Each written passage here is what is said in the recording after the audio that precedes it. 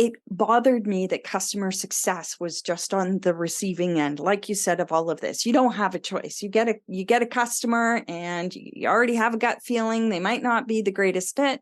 But this data that customer success collects in the effort to get better fit customers is actually so valuable to the company, not just in terms of profit, but that competitive advantage. You cannot pick and choose. You have to put in the effort that is necessary.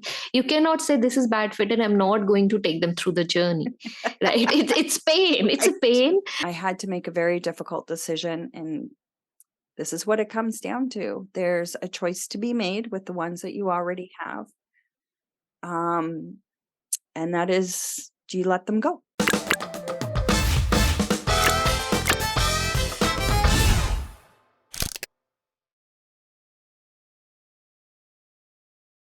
Hello, everyone. Welcome back to another episode of the Scale Tail podcast. I'm your host, Mausmi, and I hope you're all doing great and having an amazing week.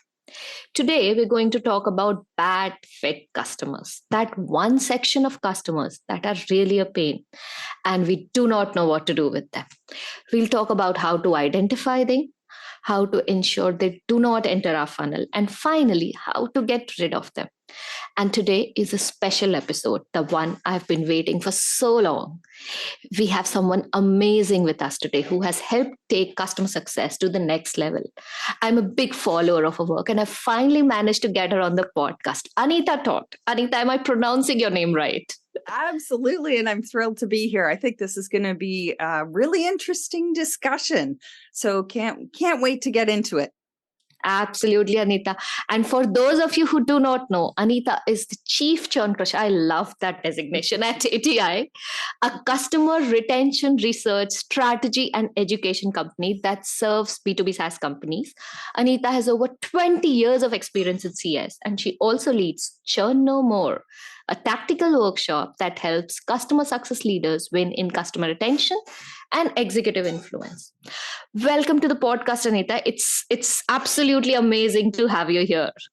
Oh, thanks. Like I said, I'm looking forward to this. Absolutely. I know this is a real problem for many people. And I hope that through this discussion, one thing that we can do is give some practical tips to, get rid of some of those bad fit customers and attract the ones that you really want. Absolutely. Anita, before we, dive deep, because I know it's a deep topic and, me and you, we can continue on that. I really want my listeners to know a little bit about you and how you've come into customer success. Sure. So I come a very windy route. My background actually is in academic research. So 20 some odd years there. And in 2015, I got that lovely meeting with my boss saying, well, we don't need you anymore. We're going to lay you off. And I had been, so we were a qualitative research institute. That is my heart and soul. My driving question since I've been a kid is why? Why is it like this? Why do we do the things we do? Why don't we do other things? So at the heart of everything I do is that question. And then collecting the data so that you can start seeing patterns. So no surprise, some of what we're going to talk about today is precisely that process and understanding what's at the root cause of attracting poor fit customers to a business.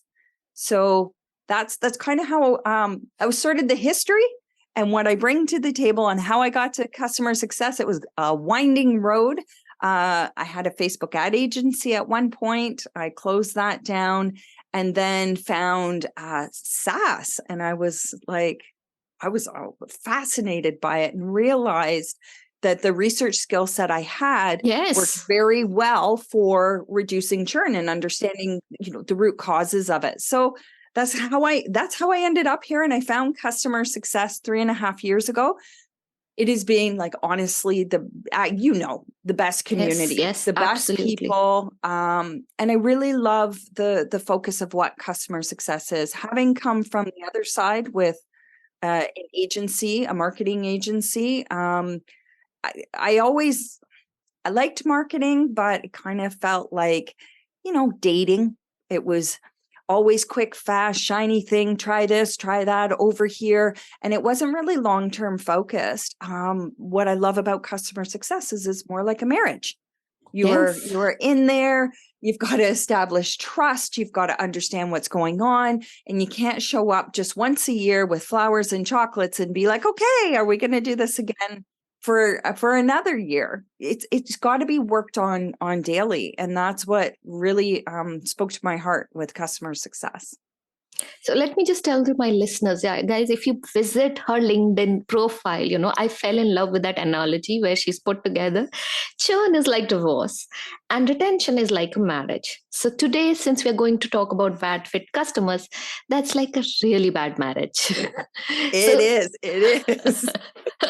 So Anita, that's something in your words. And I really love the analogy, the way you put it together. It's just hits very quickly.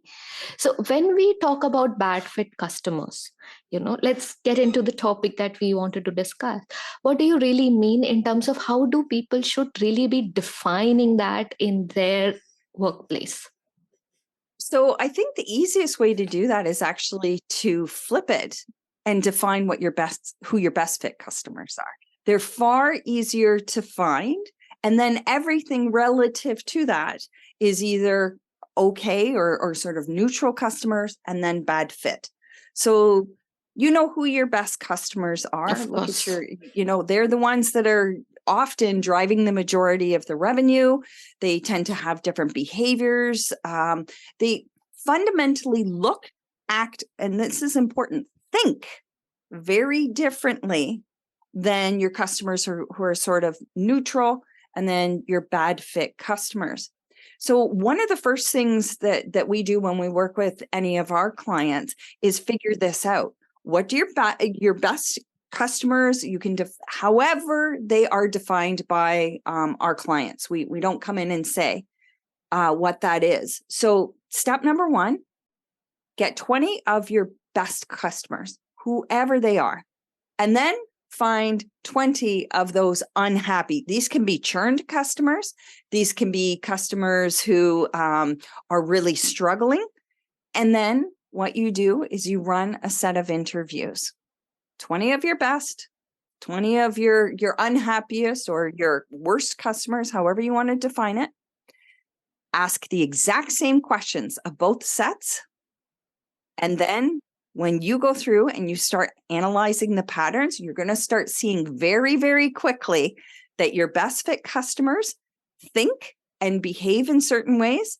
And so does your other group, your unhappy, your, worst customers, your poor fit customers. They too think and act very differently. And from that, you will start seeing, wow, if these are our best fit customers and they have these 5 attributes, and this is what the steps they took to their success, you can now see that delta in between the two groups. And it's probably the easiest way to figure out, wow, how are these two groups very different? That's a very nice structured way of, looking at it. I think I'm so glad that you had a background in, qualitative research, because this is basics of, the way do those interviews and then interpret that information into something concrete, which I think would require certain expertise, I believe, Anita. Like, can somebody do it themselves? Absolutely. Absolutely. So when a company is small, they often don't have funding to hire a third party like us. Okay. It is more important to start talking to your customers and digging down deep like this as a regular practice than it is to wait until things are really, really bad, or you have enough money to hire a third party expert to come in and help. You can start this now.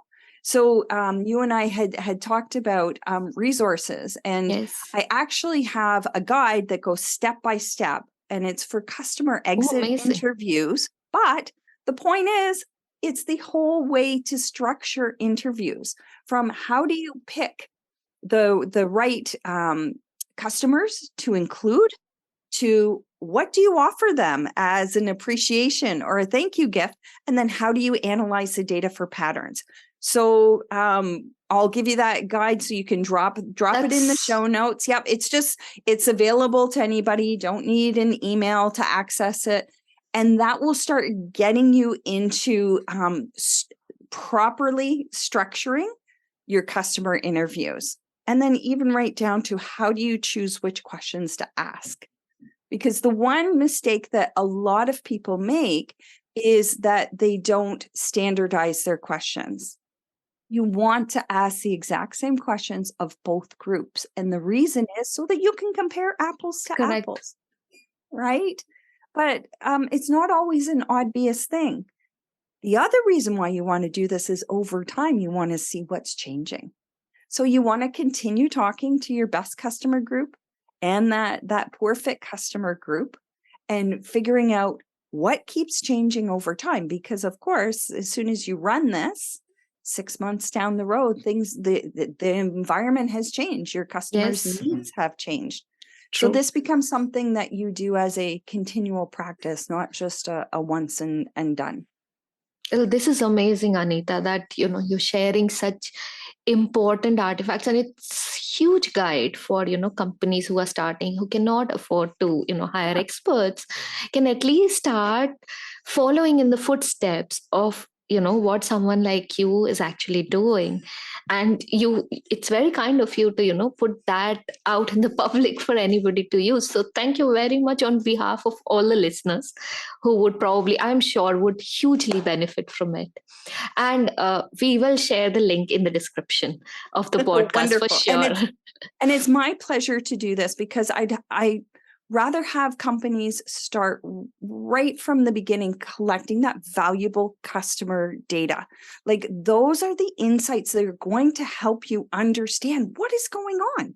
Why are we attracting so many poor fit customers? So to that, if you don't mind, I'd love to add this in right now because it makes the most sense. So you're collecting this information in customer success. And in the beginning, I would recommend this. Do not involve other departments or teams just yet. And the reason is everybody has agendas and you want to just get in the practice. But eventually, you are sitting on a literal goldmine of data. And, customer success being at the end of the process, you have marketing and sales and then product all influence, what type of customers end up becoming customers. So one of the best things, and I just love this, customer success can take this data that you are getting from your interviews and go over to marketing and say, hey, this is what we're noticing about our best fit customers who stay with us the longest. Because right now, I've been doing a fair bit of reading. A lot of marketers are getting a lot of pressure from CFOs and from the rest of the C-suite to really prove value that they're driving revenues. Yes. All right. So they're feeling it too. Customer success and marketing are both feeling this pressure. So by taking this data over to marketing and going, hey, look, this is what we have found. These 3, 4, 5 things for our best fit customers. And right here, these 3, 4, 5 things are for the poorest fit customers who tend to churn or the cost to serve them is so high because we're trying to make them into better fit customers. If you could take that data to marketing, huge. It's massive. Unbelievable. Yeah. Like, in some ways, it's a game changer. Go ahead, Mausmi. Yes. It's cost of acquiring customers is really very, very high. Everybody's fighting to reduce the CAC because they need to increase their profits, right? With the pressure of investors coming in the picture, to make yourself at least unique economics positive, that makes your unique economics sensible. CAC is the first part. Cold outbounds are not working because you're not answering the right pain points that your right fit customers are and the insights that actually exist within your business. have to come from customer success. Otherwise, marketing keeps doing all sorts of Google research and surveys of potential customers, but that's not the right direction. And what you're saying, it's so much more than just identifying bad fit customers. It's actually going to affect the entire profitability of the organization, right? Yes. Isn't that exciting? It's a gold mine. It truly is. It truly is. And customer success leaders, they don't often realize they're sitting on this gold mine. Yes, they yes. really are. They can sort of help craft the entire strategy of the business with core information, which is absolutely right there on their table. It's just a matter of being able to direct it in the right places. Absolutely. And the other thing is when marketing goes out, they do market research, right? And to prospects, they're looking to see the market, competition, all of that kind of stuff. What you're doing with customer success and doing these types of interviews, this is first person research. This is first person data you are getting. You are going directly to the customers. This isn't just, what's happening in the general market. This is specific to your business. And the other thing that ends up coming out of this are competitive advantages. Yes. Why they chose you. Yeah, like to your point, this data that customer success collects in the effort to get better fit customers is actually so valuable to the company, not just in terms of profit, but that competitive advantage. You start really learning, why do your customers choose you versus the competition? Where is the competition, falling short? What are things like, by continuously collecting this data, and continuously doesn't mean like every second, customer interviews, we run them for our clients once a quarter. So we will do 20 and 20. So it's 40 a quarter that we do. Again, you are keeping your finger on the pulse of what is changing. So instead of 6 months down the road, when now customer needs have changed significantly and the company's now scrambling, it actually keeps you so close to what is going on in your customers' minds. And that not only is valuable to the company, but it helps elevate customer success into more of a critical business function. I did not think actually before coming to this discussion that I would be landing into something so much more than just identifying bad fit customers, right? And the fact that, when we were talking about impact, yes, there are negative impacts, but more importantly, the understanding of bad fit customers can have so much huge positive impact in the business. And that is not really, when the things that you're talking about are not really thought through. Most of the time people are maximum thinking about, okay, I know bad fit customers, I need to tell sales, don't get them into the funnel. But it's so much more than that. And and we all understand like negative impacts of bad fit customers. They'll go out, they write negative interviews and all sorts of things. And yes, it's big. But the biggest part of it is the knowledge that you gain and how it impacts your business in future, and how you can ensure that that happens not only at, just CS or sales, but all the way from marketing into getting new people and putting the right communication out there. Yeah.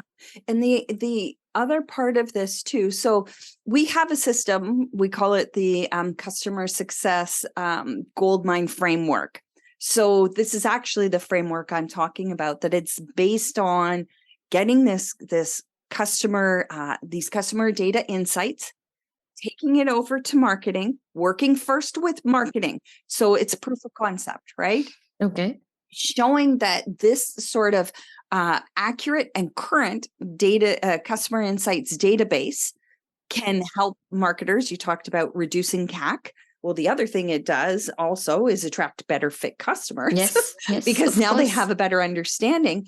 But then once that's been established in marketing, then you can go to sales and product and do the exact same thing. Because with sales, you can help them understand win-loss analysis. why they're Yes. winning some customers, why they're losing some customers. It's the exact same process, by the way, as that Correct. guy teaches you with the exit Yes. interviews. So you have something valuable, you have a process to show them so that sales can start understanding. And then the same with product. This is what we are hearing our customers say, because product often is tied to support. So they're hearing all the negative things, Yes.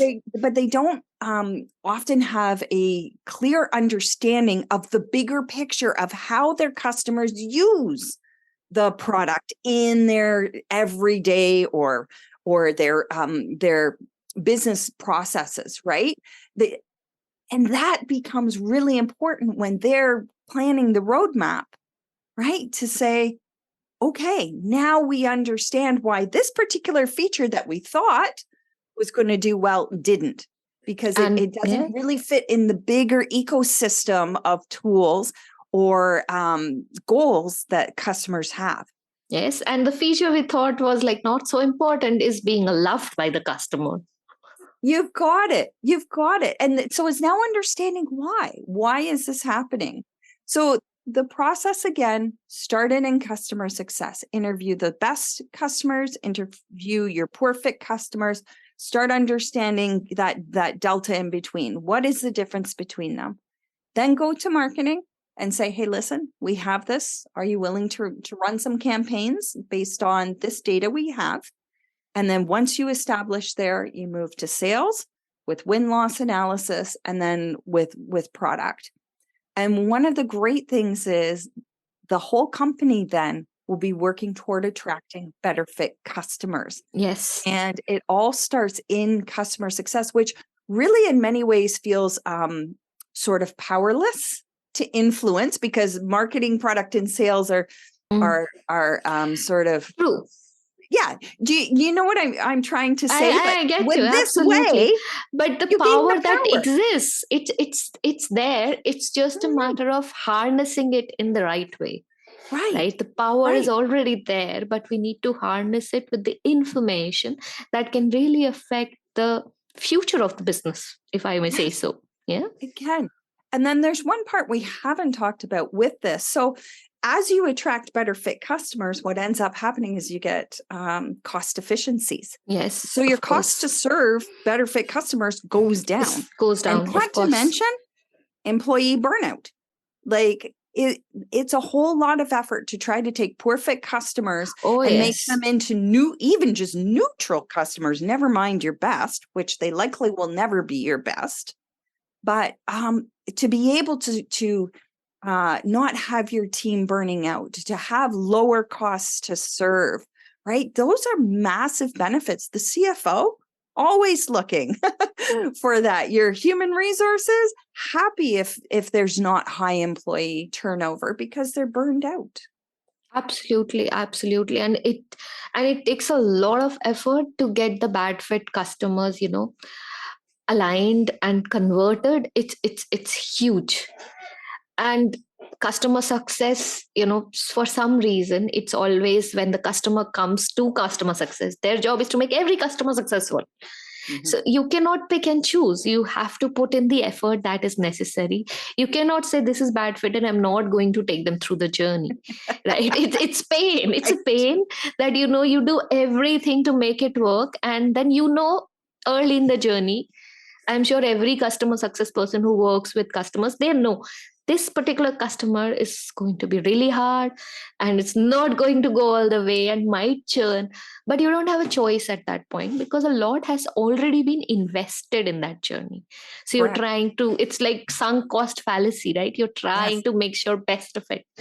But if you are able to get that information and pass it along the chain, this can really help you and your team, of course, to not get that constant frustration of trying to make a bad marriage work. It's like that, isn't it? It absolutely is. And this is why, like, those in customer success are really very caring, generous, supportive, empathetic individuals who they go into it because they want to help others. Yes. But at some point, like if the bigger system just wears on you, you start to question whether it's you, And that's an awful place to be in. Instead of realizing that, it's perhaps the system that is causing this pressure that an individual CSM or CS leader might be feeling. Yeah, it's actually opposite. In sales, your funnel, you lose a lot, but you win some, and those are the ones that get highlighted. But in Right. CS, you are able to make most of them successful, but you lose some, and those are the ones that become most important, Right. right? Right. So it's not the high of getting so many companies successful. It's always the loss for CS especially that hurts the most. Whereas in sales, there'll be a drop off in the funnel and it is expected. And a few wins, they become the big highlight of, oh, you won. So it's kind of difficult in this space, of course. Right. Right. And that's just the nature of it, right? That's how customer success is, and sales, and it's every team. You have people that are attracted to it for a certain reason, and so it bothered me that customer success was just on the receiving end, like you said, of all of this. You don't have a choice. You get a customer, and you already have a gut feeling they might not be the greatest fit, but that's what you're there to do, is to try to help them be successful, right? But that's why when I just realized, wait a minute, customer success is actually a very powerful team in terms of this data and being able to leverage it across the company. Then that's how you get your better fit customers. That's how customer success shines. Yes, Right? yes, true. Because instead of, like you said, let's look at that, churn is up and all of this. There's other parts that this data that customer success has collected by going out to other parts of the company, then there are successes there. True. And so Absolutely. It's no different than what you do with customers and trying to help them be successful. In some ways, customer success is helping other teams in the company also be successful. Yes, yes. So coming to the next part of it, what do you do when they're already there? Like you already have bad fit customers in your funnel and in your business, and they're draining the time of the support and the CS teams and everybody and asking product to do things that may not be in the best interest of the company, of course, because they're pulling it in a certain direction. What do you do with that? Oh, so I've been there as a business owner myself. Early on, took on a lot of bad fit clients that were exactly that, demanding, draining. They weren't the right fit, but I was just starting out and I didn't know, and I had to make a very difficult decision. And this is what it comes down to. There's a choice to be made with the ones that you already have. And that is, do you let them go? And you have a choice. You can fire them immediately. There's other considerations like cash flow and what your pipeline looks like, what your conversion rates are like. Or you can wait till it's time to renew and let them go then, because at least you can forecast potential hits to revenue by not allowing these types of customers to renew. So in some ways, you're working both strategies at the same time. And with letting bad fit customers go, you don't have to let all of them go. You can choose, and rank them and say, these are the ones that, and however you choose, but at least for me, it was the ones that required the most support, the most effort. And it was getting those off the table first. But I had to, again, be very cognizant of what the sales pipeline looked like and what cash flow was like. So bearing all of that in mind, you can have a plan. Okay, we're going to let just this many go a month. It's a small number, but it's going to move us slowly toward having a bigger book of business that is neutral. In the right direction. Yeah, it's heading in the right direction, while you at the same time are looking to figure out, like we talked about, this whole best fit customer interview, poor fit customer interview, and then sharing that information with marketing. Like, you're not going to see an instant change as soon as you start sending all that data over to marketing. It's not going to be, a while. It takes a while to percolate, because they've got to go out and test campaigns.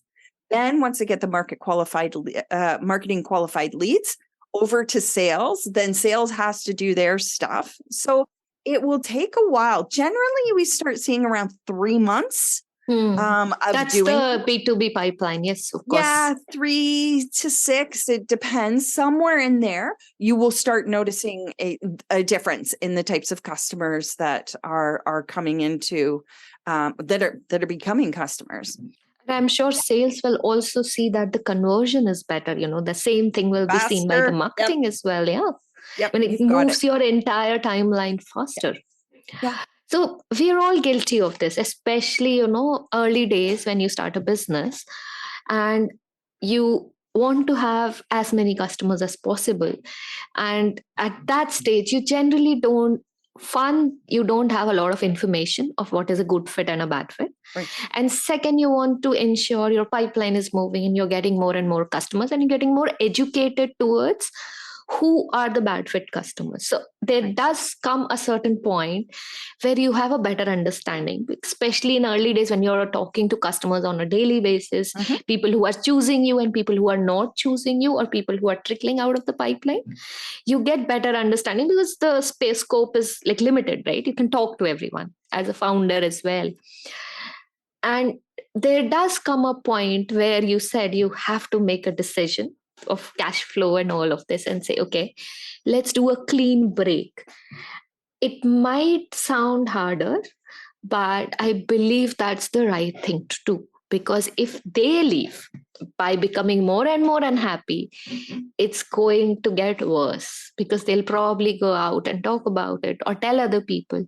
So it's better to come across on the table and say, listen, you are a great company, but I don't think we are the right fit for you. Right?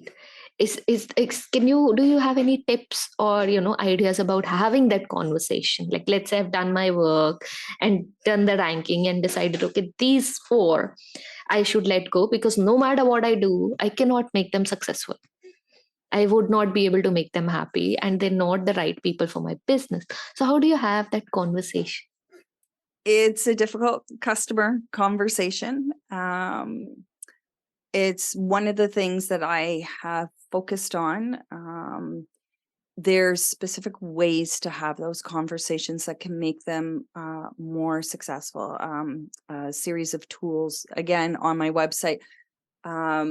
You can go and look under resources. There's like a resource there called 9 Common Difficult Customer Conversation mistakes that people commonly make. I think it's the most respectful thing to do, because there's another company out there that is perfect for them. It's just not you. And it's not a personal thing against you, against them. And it's hard to have, and it's a little uncomfortable, and it's that big fear of, well, if I put this hard line in the sand, will I ever attract those right customers? It's really hard when you're looking at cash flow and you're bootstrapped and you're really struggling to then go, okay, so I'm going to let a whole bunch of revenue walk out the door right now. The thing is, though, that the damage to the brand of having so many customers churning out, the market is only becoming more saturated, and I think pretty much every vertical. Yes. So very quickly, you've got 3 or 4 competitors who are willing to, capitalize on that poor brand image that potential customers see. That becomes harder actually to fix than to make this hard decision and let these customers go. So I do have a course actually that I teach called Difficult Customer Conversations, where we role play and practice what those conversations are like. And it's It's got to be, though, a firm commitment. If a company makes the decision that this is the way they're going to go and let go of poor fit customers, then you can't have a foot half in the door and half out. No, You got to step right over the line and rip that absolutely. Band-Aid off. And it's hard and it's painful, but ultimately it serves everybody better. True. It serves, and customer also, even though they are leaving, they leave with respect towards how you've treated them, right? And that's, I think, that's the most positive that you can get out of a situation like this. Yeah, absolutely.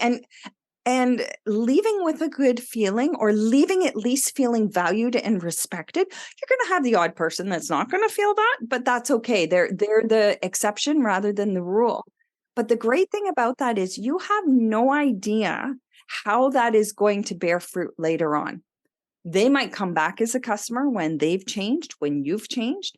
They might even recommend your company Yes. or your product, even though they weren't a good fit for it. I know I've done that. I've done that in the past because they made me feel good when I was leaving.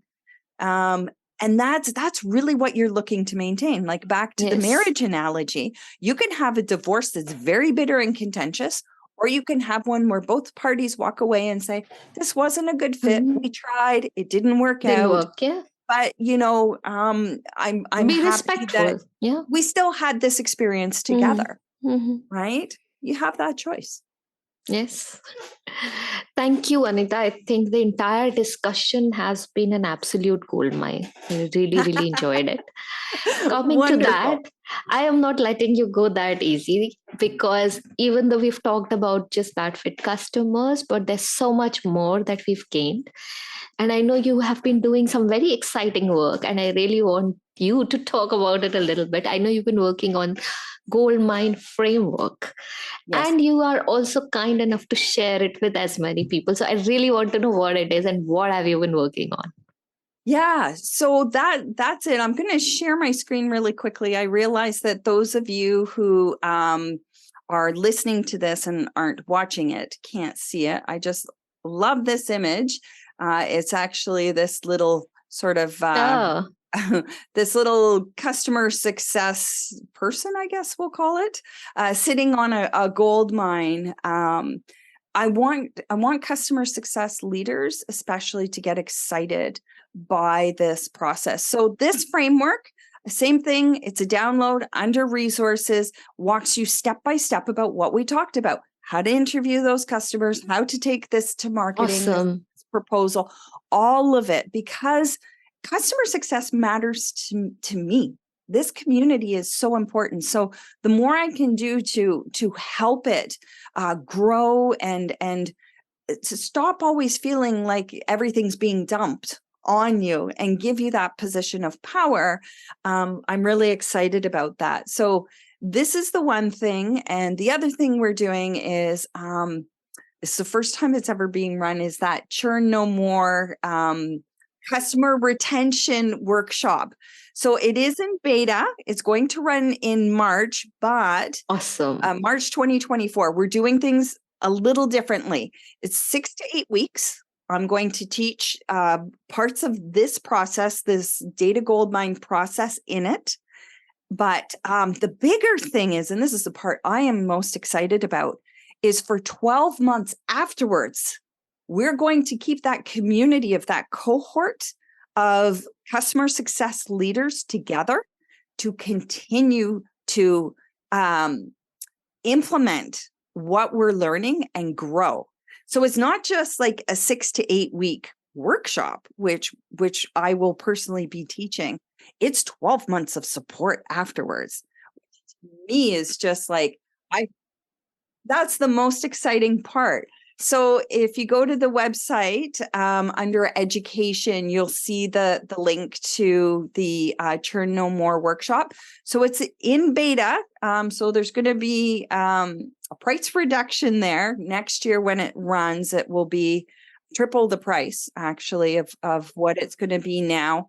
And you just have to apply, and then we're have a sales call with me or someone from my team, because we're only having 10 people in this workshop. Oh, Oh, it's small because it is all about how can we get you from wherever you are to really close to where you want to be with this framework that we've Very, created. very focused. Do you have any limitation in terms of size of the company or anything?